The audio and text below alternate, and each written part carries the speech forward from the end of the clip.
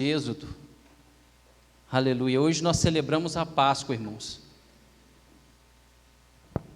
E nós vamos ler nessa passagem aqui, para os irmãos entenderem aonde que começou a Páscoa, qual que é o sentido, o significado verdadeiro da Páscoa. Êxodo, capítulo 12, nós vamos ler até o versículo 14. Amém? Glória a Deus. Êxodo é o segundo livro da Bíblia, irmãos, depois de Gênesis. Êxodo, capítulo 12, aleluia. Louvado seja o nome do Senhor. Glória a Deus. Jesus está aqui, irmãos. Ele se faz presente aqui, amém? Aleluia. Todos encontraram, irmãos? Amém? E o Senhor falou a Moisés e a Arão na terra do Egito, dizendo: Este mês será para vós o começo dos meses, será o primeiro mês do ano para vós. Falai a toda a congregação de Israel, dizendo: No 10º dia desse mês tomará cada homem para si um cordeiro, segundo a casa de seus pais, um cordeiro para cada casa. E se a família for muito pequena, para um cordeiro, que ele e seu vizinho mais próximo o tomem segundo o número de almas, cada homem conforme o seu comer fará conta para o cordeiro. Vosso cordeiro será sem defeito, um macho de 1 ano.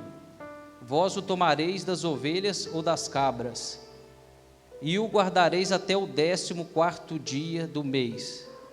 Toda a assembleia da congregação de Israel o matará à tarde. E tomarão o sangue e o colocarão nas 2 ombreiras e na verga da porta das casas em que o comerem. E comerão a carne naquela noite assada no fogo, e o pão ázimo com ervas amargas o comerão. Não comereis dele cru, nem cozido com água, mas assado com fogo. E a sua cabeça e os seus pés e as suas entranhas não o deixareis nada do que restar até o dia seguinte, e o que restar disso até a manhã seguinte queimareis no fogo. Assim o comereis com vossos lombos cingidos, vossas sandálias nos vossos pés e vosso cajado na mão, o comereis com pressa.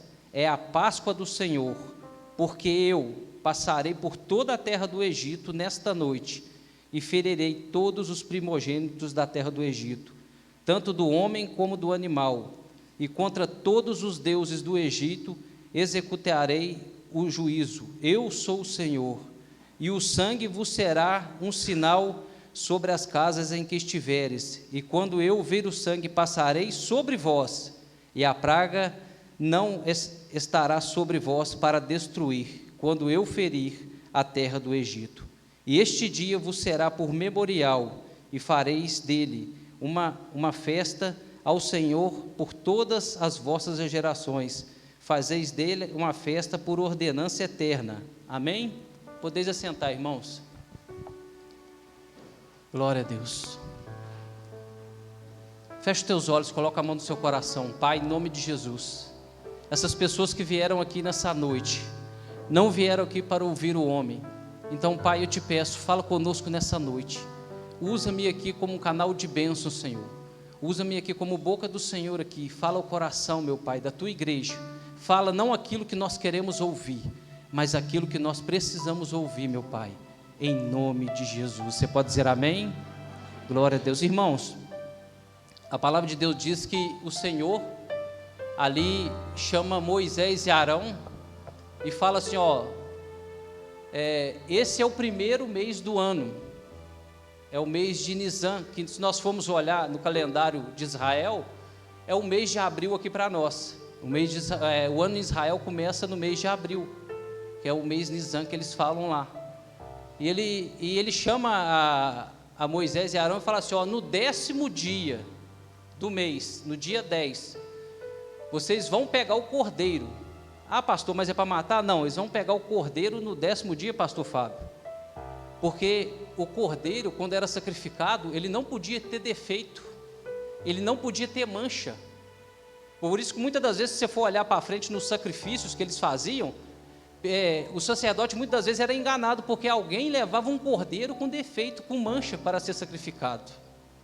E ali ele falou: se vocês vão pegar ele no 10º dia, aí o cordeiro ficava ali até no dia 14, porque eles examinavam o cordeiro, porque ele não podia ter mancha, ele não podia ter nenhum defeito para ser sacrificado. E a palavra de Deus diz que ali no 14º dia eles iam matar o cordeiro e passar ali, pegar o sangue do cordeiro ali, passar sobre as vigas das portas e as colunas. Mas por que, pastor, que Deus chamou Moisés e Arão, e nas outras pragas, pastor Fábio, ele não pediu a participação do povo, ele não exigiu que o povo fizesse nada, pastor André? Porque quando foi escuridão no Egito, uma das pragas que foi as trevas, na casa de Israel tinha luz. Quando foi a praga dos gafanhotos, na casa de Israel não tinha gafanhoto. Mas quando se falou em morte, que ia passar a morte sobre aquele lugar, Deus chama o homem e fala para ele assim: você vai ter que fazer a sua parte, porque existe algo que Deus colocou na nossa vida que se chama livre-arbítrio. Deus exigiu deles assim: se você quiser que a morte não passe sobre a sua casa, você mate o cordeiro, e vocês vão durante a noite comer daquele cordeiro, e o sangue daquele cordeiro vão estar sobre as portas, os umbrais e as portas da sua casa, e quando eu passar, quando a destruição passar, quando a morte fosse passar sobre aquela casa, o sangue do cordeiro seria o sinal que a morte não ia entrar naquela casa. E muitos ali fizeram isso. Eu creio que a palavra de Deus mais à frente você pode ler, que estrangeiros saíram com o povo de Deus de Israel, que saíram do Egito com o povo de Deus, porque eles creram nessa palavra. Ah, pastor, mas foi só o povo de Israel que saiu? Não, saiu pessoas também que não eram israelitas dali, elas saíram porque elas creram, elas acreditaram. Mas mais à frente você pode olhar que os mesmos que creram, que acreditaram que o sangue ia livrar eles da morte, não queriam sair do Egito, porque lá na frente, você sabe o que eles falam? Eles falam assim: ô Moisés, como você traz a gente para esse deserto, se lá no Egito nós tinha pepino e cebola para comer? Olha só o que eles colocaram no coração deles. Deus tinha uma terra muito grande para eles lá na frente, mas eles estavam pensando, eles eram escravos no Egito, a mente deles ficaram escravizadas. Eles não eram escravos só fisicamente, a mente deles passaram a ser escravas deles mesmos, porque eles não viram a promessa que existia lá na frente para eles. E eles foram e falaram assim: nós queremos voltar para o Egito. Então aquele sangue ali naquele momento ali era sinal para que o anjo da morte não passasse sobre a casa e destruísse, porque a palavra era: o anjo da destruição vai passar pela terra do Egito à meia-noite, e aonde não houver o sangue como sinal nas portas, todo primogênito do homem, o primeiro filho, e todo primogênito do animal morreria naquela noite. E assim foi. E a Páscoa, quando nós olhamos o significado da Páscoa em hebraico se chama Pessar, que significa passar por cima, passar adiante. E quando nós olhamos o sacrifício de Jesus, nós vemos que Jesus ele passou por cima dos nossos pecados, das nossas transgressões. E essa Páscoa, onde que estava sendo celebrada, a primeira Páscoa que foi celebrada, Deus passou por cima de tudo ali, porque o sangue do Cordeiro, que já simbolizava Jesus Cristo, livrava eles daquela morte ali naquele momento. E nós olhamos, durante a vida de Jesus, quando Jesus ele vem ali e celebra a Santa Ceia, ressignificando a Páscoa, porque naquela época, quando o povo precisava de perdão, todo ano o povo tinha que sacrificar, para que seus pecados fossem perdoados, e todo ano o povo tinha que ir em Jerusalém.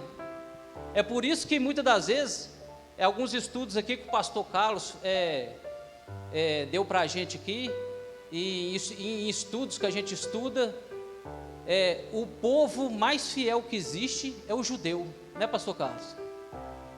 Quando nessa festa da Páscoa, o povo judeu podia estar em qualquer lugar do mundo, que ele saía da onde que ele estivesse, ele ia para sacrificar, lá em Jerusalém. Ele saía dali e ia sacrificar lá em Jerusalém. E para perdoar os pecados, a palavra de Deus diz que todo ano eles tinham que levar um cordeiro. Os que tinham mais dinheiro, às vezes levavam um boi, um touro. Aqueles que tinham menos condições, levavam ali um cabrito. Mas todos levavam ali para sacrificar, para que os pecados fossem perdoados. Tinha que ter o derramamento de sangue, todo ano tinha que ser feito isso. Aí acontece algo tremendo. Jesus Cristo, ele vem, pastor André. Jesus Cristo vem e ele morre na cruz. E a palavra de Deus diz que, Pedro, Hebreus 9, versículo 12. E não pelo sangue de bodes ou de bezerros, mas pelo seu próprio sangue ele entrou no santuário uma vez por todas e obteve a eterna redenção. Se você for olhar, o escritor aos Hebreus diz isso, e se você for olhar na história, eu estudei isso, tem o pastor Carlos, a pastora Josiane, que é formada em teologia, nós pesquisamos, nós buscamos, o pastor Fábio aqui também me ajudou muito. Depois do sacrifício de Jesus, nunca mais se sacrificou nenhum cordeiro, nunca mais se derramou sangue para a remissão de pecados. Você sabe por quê? Porque a palavra diz, de uma vez por todas, ele entrou nos santos dos santos e obteve a eterna redenção. Você entende o que é isso, meu irmão? Hoje nós temos uma eterna redenção, a salvação. Jesus Cristo nos deu o direito de salvação, de vida eterna. Hoje nós temos esse direito. E Jesus Cristo, ele não morreu, ele não obteve a redenção, ele não sofreu do jeito que ele sofreu, porque quando ele estava sendo crucificado, antes dele ser crucificado, ele sofreu ali humilhação. Na hora que Jesus Cristo estava na cruz, uma hora eu vou contar eu vou trazer, porque isso aí é história. Se você olhar na Bíblia e tem a história dos judeus, você vai ver. Uma hora eu vou contar aqui por que a humilhação, ele chegou no ponto mais baixo da humilhação que uma pessoa pode sofrer. Quando ele estava pregado na cruz e o soldado encharca uma esponja com vinagre de isopo e coloca na sua boca. Pessoas aqui, você não tem ideia, talvez pessoas aqui já sabem da história, você não tem ideia de onde que passava aquele vinagre, você não tem ideia de onde aquele vinagre vinha, que Jesus naquele momento eles colocaram na boca de Jesus. É coisa muito humilhante, irmãos, é muito humilhante. E ele passou por tudo isso, para quê? Para nos dar a eterna redenção. Então quando pessoas chegam para você, a Páscoa é o coelhinho, a Páscoa é igual no Natal, a Páscoa é o Papai Noel, né, que eles mudaram até a data lá, falaram que é o nascimento de Jesus, mas ninguém fala isso. Eles falam que é o Papai Noel. Eles ensinam as crianças, né, que o coelhinho bota ovo. É uma coisa ilógica, é uma coisa sem fundamento, é uma tradição pagã, que muitas das pessoas colocam isso, e muitas das vezes ensinam os seus filhos. Até nós mesmos talvez ensinamos muitas coisas dessas erradas. E um dia desses eu conversando com uma pessoa jovem, e eu me surpreendi de uma frase que ela colocou, que ela falou comigo, né? Que a escola, abre aspas, a escola, ela se preocupa, a escola cristã, né? Ela falando de uma certa escola, falou assim, a escola cristã, ela se preocupa em formar cidadãos, seres humanos com caráter forjado em Cristo, em princípios. Não se preocupa em formar doutores ou advogados. Você sabe por quê? Porque quando você forma o seu filho, a sua família, dentro da sua casa, que você forma ali, ensinando ele princípios da palavra de Deus, ser advogado, ser doutor, é consequência. Isso é consequência. E foi uma pessoa muito jovem, nova convertida, que me falou isso, e eu fiquei com isso no meu coração. Sabe, o que é isso aí? Isso é sabedoria. Isso é sabedoria. Então, assim, as pessoas colocam o sentido nas coisas da Páscoa, elas tiram Jesus, elas colocam o coelhinho. Do Natal eles tiram Jesus e colocam o Papai Noel, porque isso tudo aí gera dinheiro, isso é um comércio. E nós não podemos ensinar isso à nossa geração que está vindo.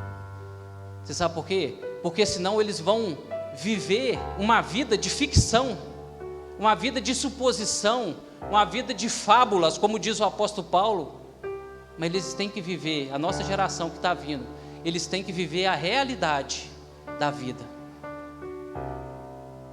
Pessoas que vivem no mundo, pastor André, igual do Peter Pan, na terra do nunca, que não existe. Nós estamos vivendo, irmãos, aqui.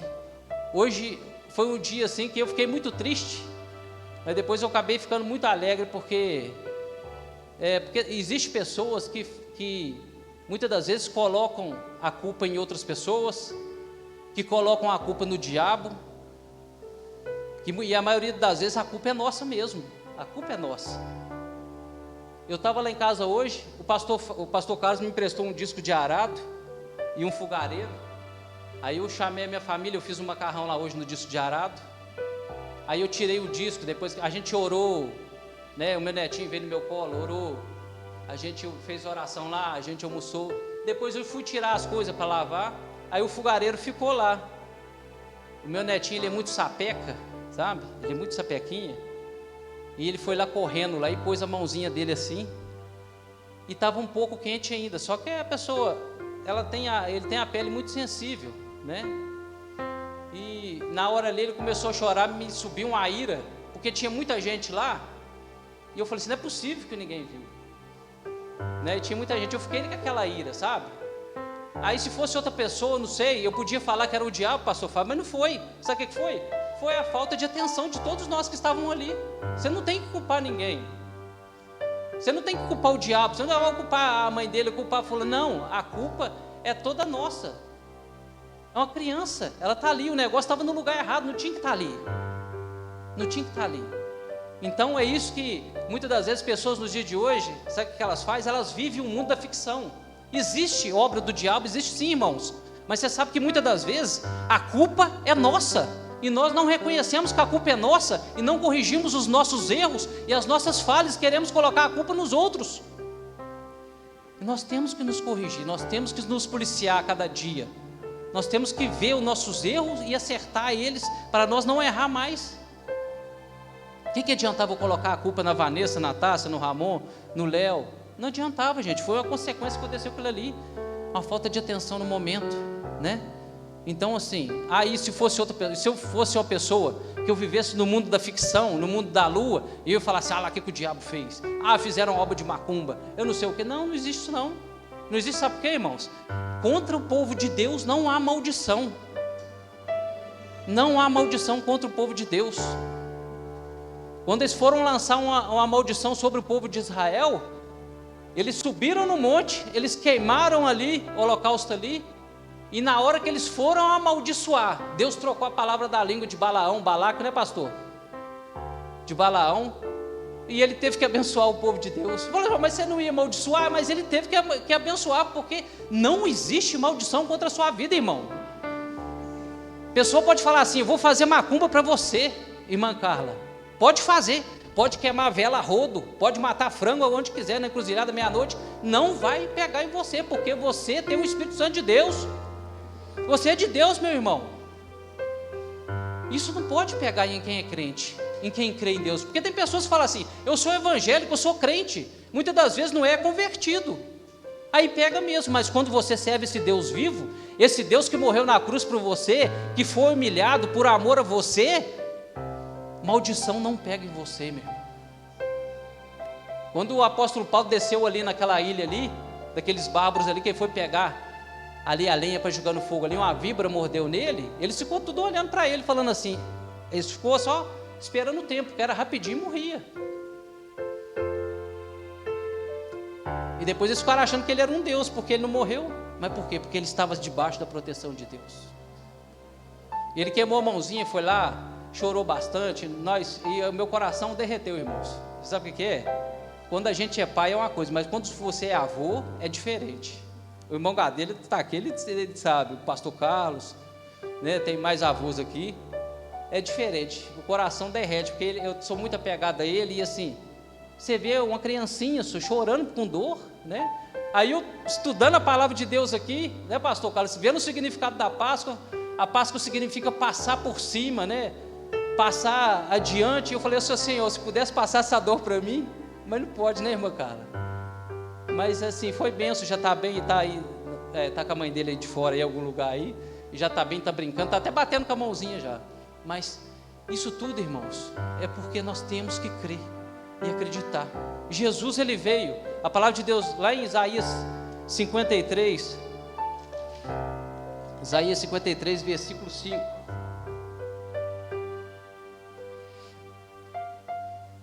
Mas ele foi transpassado por nossa causa, das nossas transgressões, e esmagado por causa das nossas iniquidades, e o castigo que nos traz a paz estava sobre ele, e sob suas pisaduras nós fomos sarados. Jesus Cristo, ele se fez maldição por mim e por você. Então nós não temos que aceitar a maldição, nós não temos que aceitar o mal, nós não temos que aceitar a derrota sobre a nossa vida. Ele foi moído, a palavra de Deus fala que ele foi moído pelas nossas transgressões. Você sabe uma coisa que muitas pessoas, e assim, se você for olhar na Bíblia, você pode ver, você pode tirar suas conclusões. Quando Jesus, ele está sendo pregado na cruz, quando Jesus, ele está sendo chicoteado, mas quando Jesus, ele abre a sua boca lá na cruz, que ele fala assim, Deus meu, por que me abandonaste? Foi a única hora que Jesus, ele clama. Você sabe por quê, irmãos? Porque a hora que mais doeu em Jesus, foi a hora que Deus virou a face dele. Você sabe por quê? Porque a minha transgressão, o meu pecado e o seu pecado, foi sobre ele naquela cruz. Ele tomou aquela cruz que era para mim e para você. Quando uma pessoa era crucificada, era tirada a medida da pessoa e fazia a cruz sobre a medida dela. A cruz não era para Jesus, a cruz era para um ladrão. A cruz não tinha o tamanho dele, mas ele tomou a nossa cruz, irmãos. Ele levou sobre si a maldição, o castigo, a vergonha que estava sobre nós. Ele levou sobre si. Ele se fez maldição para que nós hoje tivéssemos, como diz em Hebreu, ele entrou no Santo dos Santos e obteve a eterna redenção, a eterna salvação. Essa salvação que não depende de mim, talvez pelo fato de eu ser pastor, facilitar para os meus filhos que sejam salvos, não. Isso depende de cada um. É cada um que tem que buscar a sua salvação. Se na hora que o anjo da morte fosse passar, como Moisés disse, aquela casa, aquela família que não estivesse com o sangue sobre a sua porta, ela não ia ser salva. Existia um plano de salvação naquele momento. Por isso que Deus fala, somente naquela praga, somente quando a morte ia passar, que era para colocar o sangue sobre a porta daquela casa, para que a morte não entrasse dentro daquele lar. E hoje, irmãos, nós temos o que? O sangue de Jesus, o sangue precioso de Jesus sobre nossa vida. Você sabia que muitos antigos profetas e homens lá atrás desejavam muito viver hoje, nesse tempo, que você é um privilegiado de viver, que vive na graça. Mas não queira você achar que a graça, ela é diferente da lei. A graça, ela existe um peso que é mais pesado do que a lei. Você sabe por quê? Porque hoje, quando nós pecamos, nós não podemos, irmã Vanessa, pegar um cordeirinho sem defeito, bonitinho, e ir lá matar para que seja perdoado os nossos pecados. Hoje, quando nós pecamos, o livro de Hebreus fala que nós estamos pisando não em sangue de bode e de touro, mas nós estamos pisando no sangue de Jesus. Hoje é diferente, hoje é mais sério ainda do que antigamente. Pessoas falam assim, não, hoje pode tudo, hoje nós estamos na graça. Não, irmãos, hoje você está pisando no sangue de Jesus. Deus, quando Jesus morreu, não se sacrifica mais cordeiro, como eu disse aqui. Os judeus, eles sacrificam, mas eles sacrificam nas suas casas, mas não é sangue para perdão de pecados, para remissão de pecados, porque o templo de Jerusalém está destruído. Quem já ouviu falar aqui no Muro das Lamentações? Você já vê lá, só tem um muro, aquilo lá é uma parede do templo, que foi destruído, ficou uma parede do templo, e os judeus ficam lá orando lá, naquela parede do templo lá que foi destruído, para que venha o Messias e reconstrua aquele templo. Hoje não se mata mais cordeiro, não se sacrifica mais para remissão de pecados, porque não existe mais o templo, só tem uma parede, que é o Muro das Lamentações. Você sabe por quê? Porque Jesus foi o sacrifício consumado. Depois de Jesus não precisa mais, irmãos. Jesus perdoou os seus pecados. Amém? Quem está entendendo, diga amém. Aí a palavra de Deus diz, irmãos, Mateus 28, versículo 1 ao 6.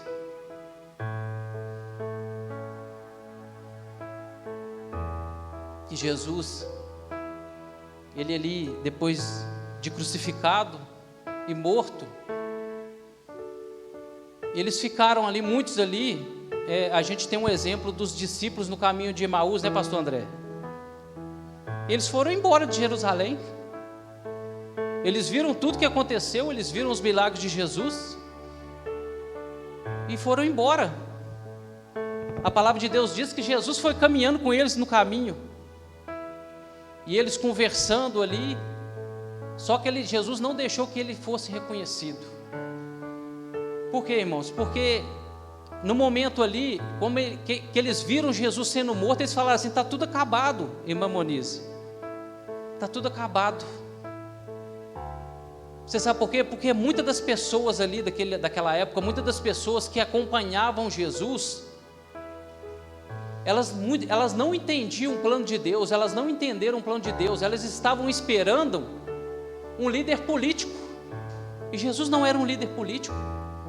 Eles estavam esperando um líder político que iria ali causar uma revolução ali, para eles não ser mais ali, ter que pagar mais impostos a Roma.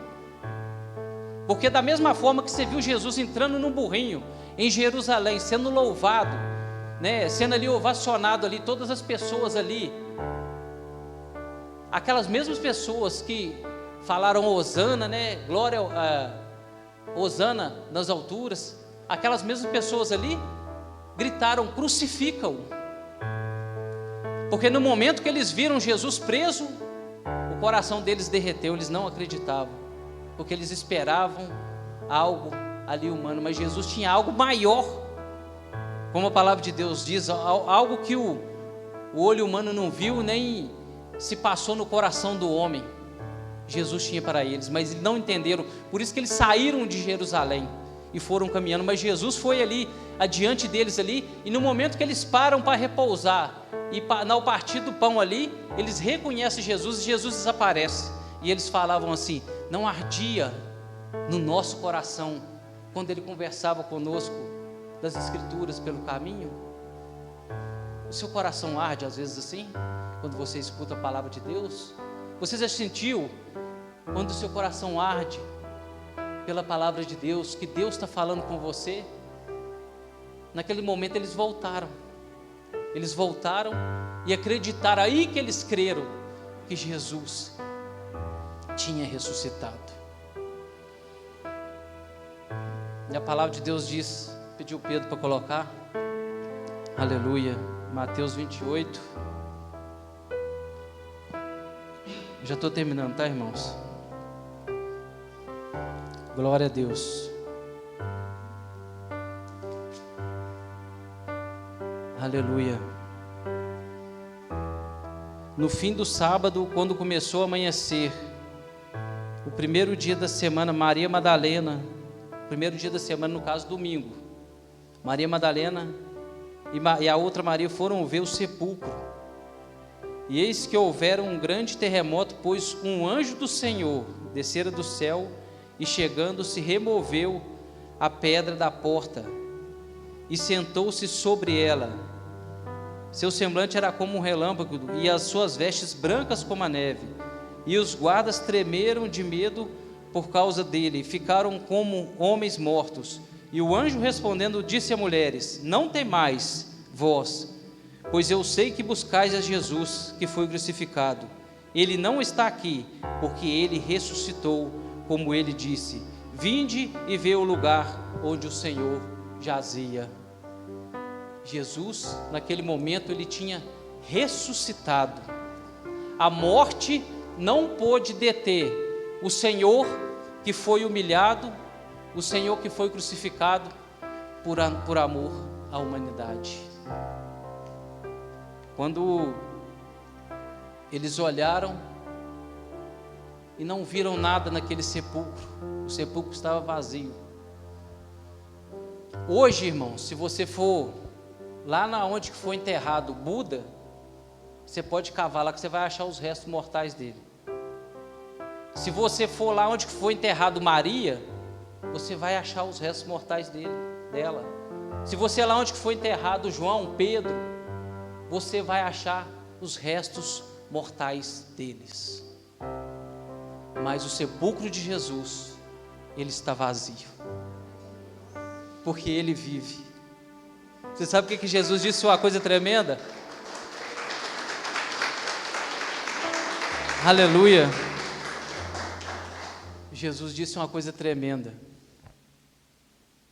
Olha só como que Deus, ele dá o livre-arbítrio. Ele disse assim, à igreja de Laodiceia: eis que eu estou à porta e bato. Mas Jesus estava falando aquilo com a igreja. Por que ele falou que está à porta e bate? Porque ele estava do lado de fora da igreja. Você, igreja do Senhor, muitas das vezes, sabe o que acontece? Você deixa Jesus de fora. Muitas das vezes nós deixamos Jesus de fora. Ele está batendo, querendo entrar, querendo fazer morada.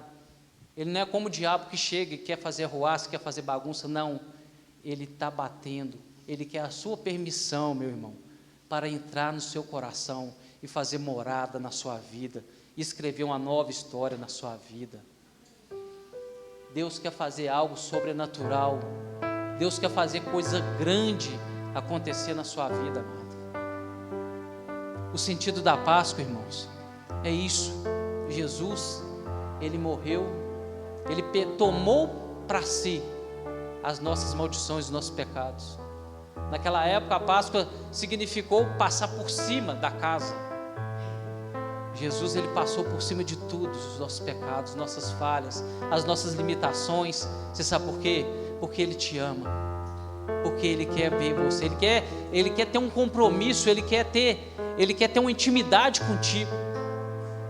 Então, a cada dia, irmãos, tenha mais, busque mais a Deus, se aproxime mais de Deus, busque mais conhecimento da palavra de Deus. Porque quanto mais você conhecer da palavra de Deus, mais você vai ser íntimo com o Senhor. E quanto mais intimidade você tiver com Ele, mais você pode falar, mais você pode pedir. Como você vai pedir algo, como você vai conversar com uma pessoa que você não tem intimidade com ela? Então seja íntimo com o Senhor. Jesus é a nossa Páscoa. Hoje nós celebramos como um memorial, como diz na palavra de Deus. Jesus hoje ele ressignificou a Páscoa como a Santa Ceia, onde nós fazemos um memorial, que nós participamos, e ele fala assim: até que eu venha. Quando na última Páscoa que ele celebrou com seus discípulos, ele disse assim: hoje eu tomo desse cálice e não vou mais experimentar do fruto da vide até que eu venha tomar convosco no reino de meu Pai. Coisa tremenda, irmã Carla. Ele está esperando nós para participar lá.